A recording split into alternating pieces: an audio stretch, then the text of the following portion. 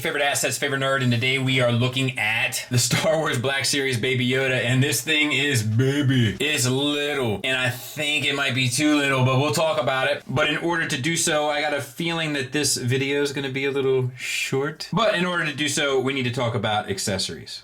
His accessories come in this little tray, which I actually do like quite a lot. You could take that off, and then you have his little ball, the cup, and the frog. And we'll kind of talk about each one. We have the little cup, and I mean, you can barely see this. But it's all brown. Just a single piece. Almost looks like a little Lego piece. He can kind of hold it with one hand out, but he can't hold it with both hands because the shoulders won't get far enough ahead of him, or in front of him rather. He comes with the little ball. It's fine, not a whole lot to it. It does have the one side indented like it would have gone on the peg, so that's cool. He will hold it in the same kind of gravity balance way, but not properly. But it works for a display, I think. Much better than the cup anyway. And then he has a little frog that he can chase. And it does have some good paint on it, like the darker green over top. That is kind of like a gloss, so it has like that pseudo wet look, and then the eye is painted black. And that just sort of stands there, right? So let's talk about the figure. And the head is sculpted nicely. Like, there's a lot of little details in there, and the ears are painted well, the eyes are painted well. It's on a ball peg that sits inside the cavity of the neck. You get the swivel, head down, head up. It works pretty well, honestly. Like, you know, for what it is. Ball peg going from the arm into the cavity here. I will say the range is so limited that it has a tendency to pop out. With the slightest bit of movement, you get up to there, down to there, forward. No, forward, which I'll try again. It's not great. Forward to there. It's more of an outward movement. Same here. This one gets a little bit better. And this one gets over and out to there. The hands are also on ball pegs, so you can get a swivel and in, out, up, down with limitations there.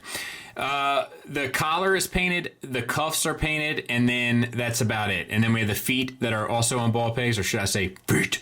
So you actually get, I think, more movement out of these than you do the normal size Yoda. This one is really obnoxious, by the way, as a heads up. But yeah, I mean, I guess I shouldn't have expected a whole lot more, and it kind of does what it does fine-ish, but it's certainly not great. It's, you know, if this arm stayed stuck in, like if it just performed better, I'm okay with the kind of limited articulation and stuff. I mean, it's a little character, right? And it's super cute, but I don't know. Size comparison wise, there he is next to the Mandalorian, and all I could find was the Hot Toys, but he's still, I guess it's the same. I guess it's about right. I mean, I guess it is. I don't know. It seems like his head should come up a little bit over the band on his calf there, but I mean, it's negligible either way, right? Like, it's pretty close. So, hey, I can admit when I'm wrong, man. Or close enough to wrong, you know what I mean? Final thoughts wise, we'll start with the negatives, which is mainly that arm joint. That's my biggest complaint with this thing. It wouldn't have killed him to throw a bit of wash on the cloak. You know, I mean, this thing's over $10 and it's the size of your thumbnail. And the thumbnail of this video is significantly larger than it. So it wouldn't have killed him to throw a little wash on there. And that one shoulder joint is just useless. Positives wise though, the head sculpt is great. You can get some pretty, let's just say it, cute poses out of the head by tucking it behind the collar like that and stuff. Like, it does work fairly well. I like the accessories they included. It's just hard to really utilize them when the hands don't grip the ball properly, so to speak, nor the cup. And then it's nice to have the frog. So look, is it worth it? I don't know, man. There's some pretty good 3D printable ones out there.